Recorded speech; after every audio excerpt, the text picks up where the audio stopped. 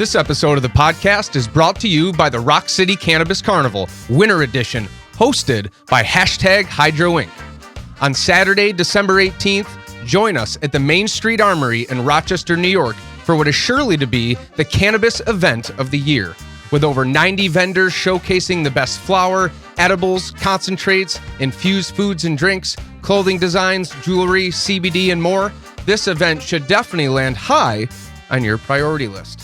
And it wouldn't be a carnival without live DJs, a THC-infused drink bar, stilt walkers, aerialists, carnival games, and so much more. This is a 21-plus event, and tickets are on sale now at etix.com and through mainstreetarmory.com, which you can access in the show notes. So whether you're a joker, a smoker, or a midnight toker, come check out the Rock City Cannabis Carnival Winter Edition on December 18th for what is sure to be the most epic cannabis event that New York State has ever seen. The views and opinions expressed on this show belong solely to the hosts and their guests and do not reflect the views of any outside institutions unless explicitly stated.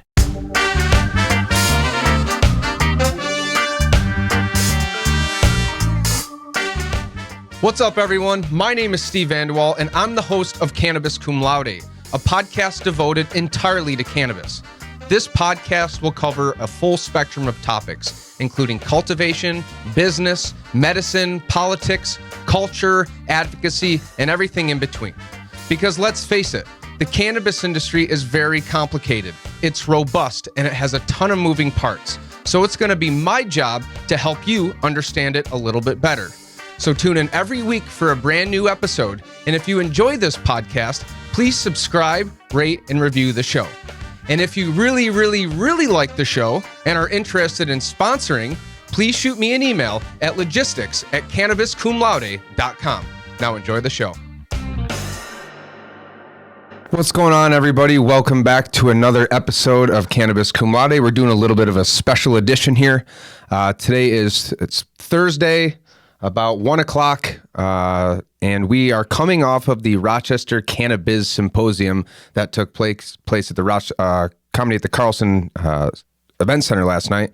Huge lineup of speakers, including the chair of the Cannabis Control Board, Tremaine Wright, representatives from Senator Cooney's office, and my two guests today, one you know very well, Rachel Partington, rising star cannabis attorney, and it is my distinct pleasure to have Kristin Jordan of Park Jordan here today, also a very well-known cannabis attorney who I had the pleasure of meeting last night. Ladies, thanks so much for joining me on the show. I know you've had a busy couple of days, but I appreciate you taking some time. Thank you so much for having us, Steve. Thank you. So nice to be here. Of course. So, Kristin, I know you have a really awesome backstory that I learned a little bit about last night. But I'm curious, how did you get into cannabis? How did you get where you are today? I'm kind of interested, who is Kristin Jordan? Yeah. Well, my cannabis career started, I think, in 2015 when New York passed the Compassionate Care Act. And I realized that the application process looked very similar to the application process for liquor licenses. And having been an attorney representing the hospitality industry for years, I thought that that would be a new business line for me as an attorney. So really, it started primarily as a business opportunity. However, I had been a long time cannabis consumer, but didn't really understand that I was consuming both for wellness and also for medicinal use.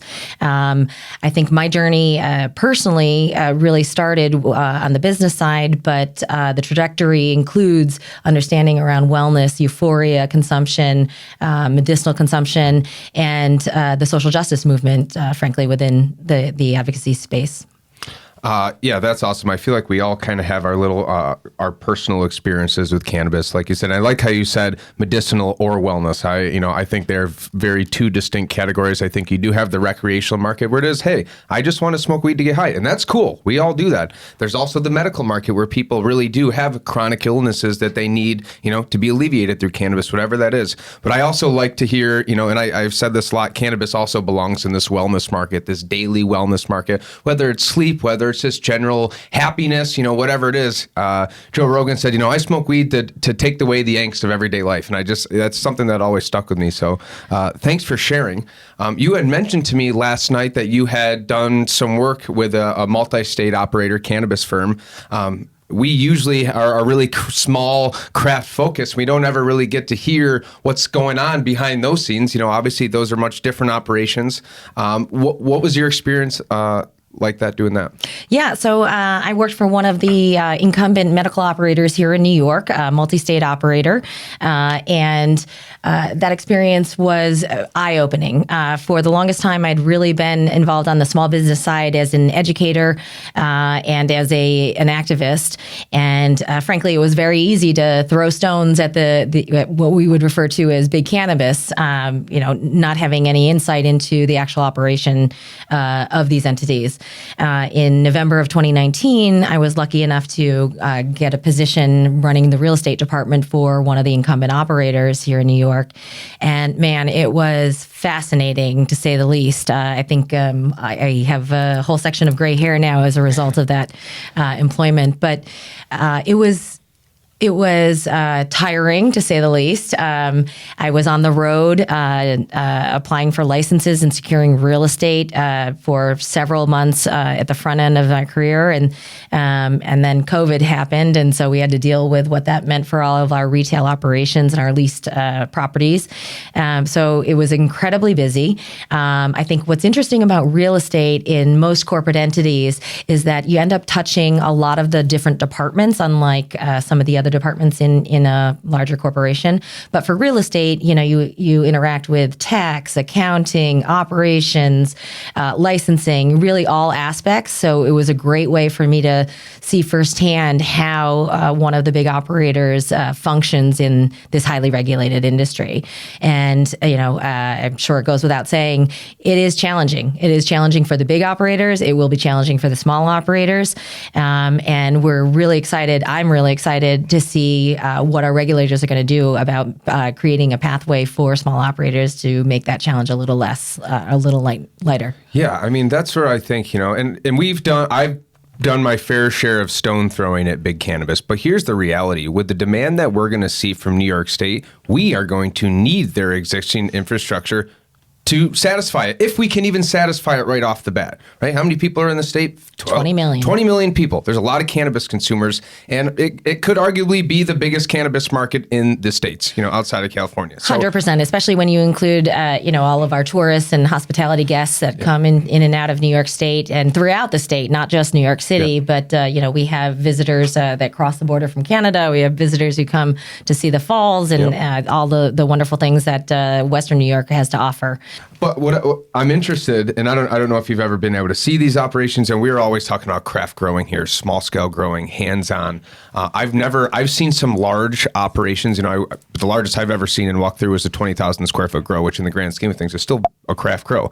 What was it like operationally inside one of these large cultivation facilities? I'm sure, the people running these, they're very smart, they're very wealthy. There's a lot of, I'm sure they have some of the top of the notch equipment and controlled environmental ag stuff. Like what did a big cannabis cultivation operation look like? Very sterile, very clean, very regulated, very secure, cameras everywhere. We had to wear booties and clothing coverings everywhere. It is almost hospital-esque in the way that it operates. Because it's such a highly regulated industry, the infrastructure and the security surrounding all of these facilities is tremendous. Yeah. I even when I went, my buddy owns this medical operator. They're getting a license up in Maine called East Coast Cure, and they, they're craft. They're about 20,000 square feet. But even when you went in there, we had to go to their demarcation room. We had to, put our booties on, our scrubs on, our hair nets and beard nets on.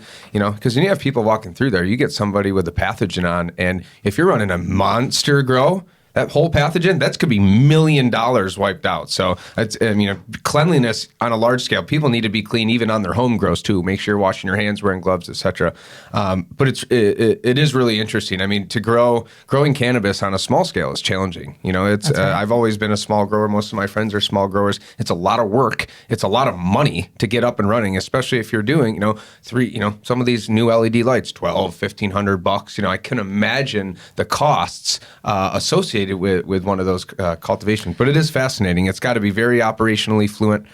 Funny enough, my buddy up in Maine that I was just talking about, his director of operations was the former VP of operations at Curaleaf. So that she was able to really bring in that knowledge of operations. Like, here's our whole calendar out for 21-day default, flipping this room this day, and they run very fluently, and that's because she did pull a lot of her experience from these big operators. Steve, to me, that is a prime example of why the slogan that this is the wild, wild west just really doesn't apply to cannabis. I think that there's a narrative around cannabis as an industry that folks are running ragged and don't really know what they're doing. That's not my experience at all. False. This is a highly regulated industry, and despite all the puns you see, people take this very seriously. Oh yeah, I mean, even some of these gray market operations that are happening locally, they are branded, they are staffed, they have SOPs, they have products, they are a real business. You know what I'm saying? So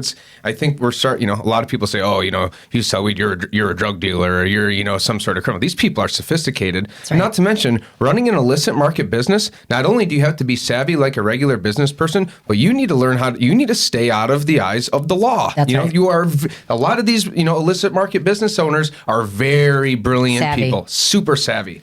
So it's I don't know, it's really fascinating. We had started talking about last night this problem with real estate. I was really interested in it because it's something that I don't ever get to talk about because it is such a niche subject. I'm hoping that we can kind of relive that conversation we were having last night because it's fascinating, and I don't really think people realize the problem that it is. Yeah, I really identified this as an issue a couple of years ago as I was looking for a real estate role at one of these operators because, frankly,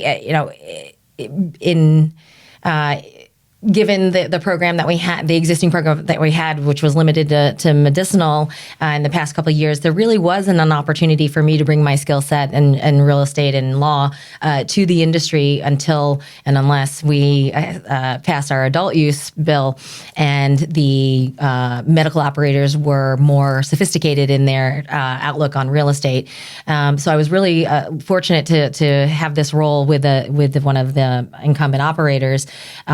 But it was enlightening to see the lack of sophistication around real estate for the industry. And I don't necessarily blame the industry. I blame my industry of real estate because the majority of the large houses, the real estate firms, the national firms are publicly traded. They do not do cannabis and they do not support our industry. And that lack of expertise is really sorely missed here. And I see that all over the place in the way that, for instance, the brokers are interacting with heads of real estate at the big operators. Traditionally, there are corporate real estate relationships where, the brokerage firms will source out and suss out all of the opportunities and make sure that they comply with local regulations. That's not happening now. In my role with the operator, I was getting flyers from all over the country that weren't vetted, that I did not even have any interest in pursuing because they weren't within the requirements that we were looking at. But it was just a sort of a disorganized throw things up at the wall sort of scenario.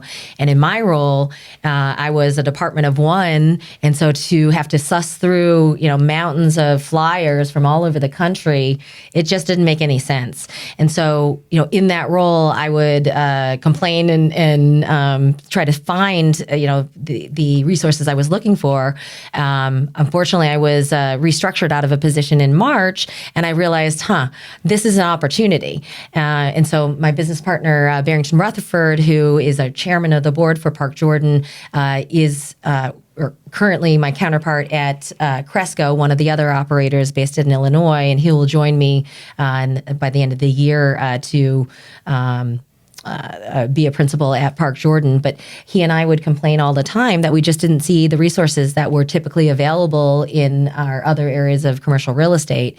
And we just see this as an opportunity to help the industry along, because he and I have both not only applied for many licenses, I think probably about 40 licenses total between the two of us, but we've also lived and breathed within these spaces. And that, to me, is also the challenge. The brokers that you're dealing with, the leasing attorneys that you're talking to, typically have never operated or even been in a dispensary or a cultivation facility. And there are things that are really unique about our industry, the way that we live and breathe, the security, the types of infrastructure that are required, the vaults, for instance. All of these things are very special and unique to our industry in a way that other parts of commercial real estate aren't impacted. Now, Park Jordan, is that going to be a real estate focused firm? Are you going to do, what are really going to be your specialties? Yeah, so our goal is to really be a full service advisory services real estate firm. So our primary focus, of course, is the transaction. But unlike traditional brokers, we want to be your full partner, really truly invested in a way that, maybe your consultants and your attorneys aren't, because they are fee based. The majority of our work will be commission-based because it is transactional, and we get paid by the landlord or the owner, depending on whether or not you receive that license. And it's up to us to make sure that we're crafting the right kind of agreements that not only will pass muster with the regulatory body, but will also give the flexibility to the tenant slash operator in the event that they aren't successful in obtaining that license. We also see another very big value add for our firm is being educators to the landlords and to the owners, right? So a lot of these brokers, again, they can't explain to the owners or the property managers, what this process will look like, what some of the risks are involved, because this is still federally illegal. We still don't have a timeline from our regulators as to when this is all going to go down. And so we want to be really honest and transparent with those landlords and property owners, because they are essentially your partners. What risk do property owners carry? Say you're just a landlord, or you own a 20,000 square foot building, you have nothing to do with your incoming tenant. Do these landlords carry risk for these businesses that operate inside their walls? 100%. This is federally illegal. Now, we've never seen enforcement, and under the 2 administrations ago, we had some protections for medical programs, but right now we don't have that. And so while we've never seen federal enforcement, it could happen. It could happen. And so making sure that you have protections in your lease or in your closing documents that prevent liability from falling on the side of the owner and the non-licensed entity is very important. This is stuff that is important whether you're a small craft business or you're a multi-state operator, but a lot of small business owners, not all, this stuff is really high level and not everybody has access to this type of information. Most people are just trying to figure out, how am I going to grow, or how am I going to make my products, or not, how am I going to make sure this lease is good, or blah, blah, blah. How do we is it possible to make services like this available to small businesses who may not have that MSO budget? Yeah, and that's what we're trying to do. And because we are commission-based we get paid by the ownership on the close of the transaction, we're actually a free service to most of the operators, right? And so you're getting the expertise and the value there really without having to pay a dime, just a commitment that you'll work with us exclusively. Because if we're going to put in that time and energy, we want to know that you're not going to circumvent us and find another deal. But the difference between us and other brokerage firms is that we want to be your partner throughout the life of the lease. And so, these small operators who might, for instance, need assistance in finding the security company who knows how to provide the overlays for your license application, we have those relationships. And we know as soon as those licenses the applications come out, all of those entities are going to be, very, very busy. And because we have those relationships previously, it's not a cold call to a security company to try to find those talents to support your application. In addition, I really believe that as soon as the licenses are issued and folks are ready to build out their locations, those general contractors and expediters, the ones who are knowledgeable in our industry, they're going to be, extremely busy, and to have access to those folks who've done this before, either in other states or for the incumbent medical operators, man, that's going to make the world a difference. Yeah. And navigating through a Department of Buildings, through the permitting process, having knowledgeable people who can talk to inspectors and explain to them exactly what they're looking at because they've never done this before, will help to lessen the burden of an operator. Our hope is that we're really giving the operator all the tools and resources and really taking care of the real estate piece so that they can concentrate on running their business. Yeah, because I know, like me, I know as a business owner, there's all these business things that you have to do, but quite frankly, I like to work in the cannabis side. A lot of the stuff, the payroll, all the stuff. I wish I could just say, here's all the shit that I don't want to do. I trust you. You're great. Here, and you essentially have an entire, fleet of talented employees that no small business owner could ever hire all those people on full time. So to be able to have, that boutique firm, have all the experts, really be a turnkey service in cannabis, and also having that big experience that you have. I really think you guys are set up for success. I'm really excited. We are also the only, as far as I know, the only BIPOC owned commercial real estate brokerage firm, not only in the cannabis space, but generally. Really? My business partner is a Black gentleman from Chicago. Cool. I am Korean American and I'm an immigrant. And I don't know of any other women-owned commercial brokerage firm in the country. So let me ask you this. So in terms of, when applying for licenses, will there be social equity considerations if businesses work with outside BIPOC firms? If we said, hey, we're this, we're a woman-owned business, but we're also using a BIPOC law and real estate firm, a BIPOC construction firm. Are those things taken in consideration from a social equity perspective? We're yet to see what the regulations say, but it can't hurt. And certainly, I think my additional value is that I am a community leader in the greater New York area.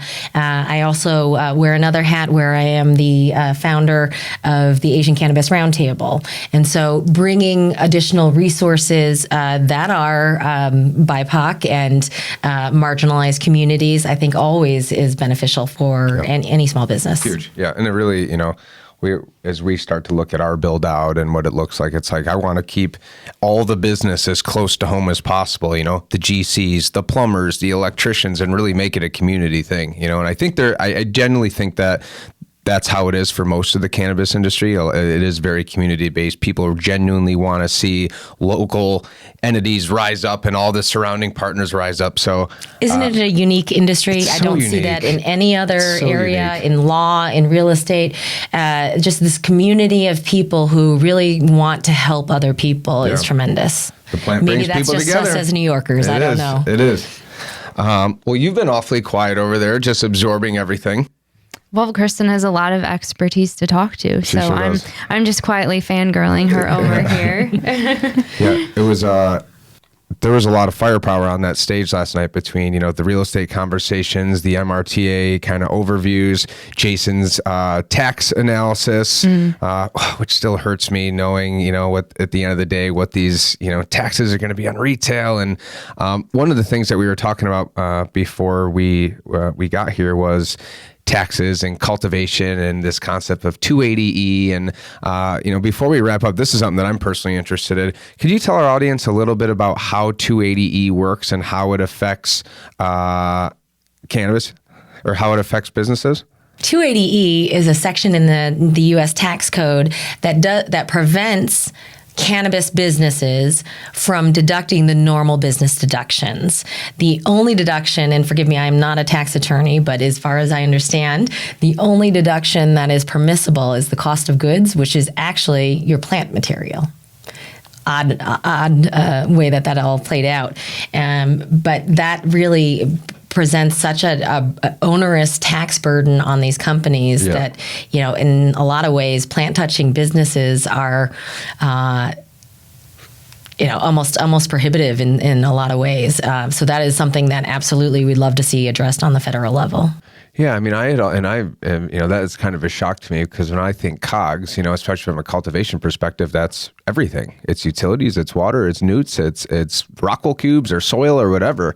And you're saying that none of that stuff is write-offable, huh? That's a stinger. It is.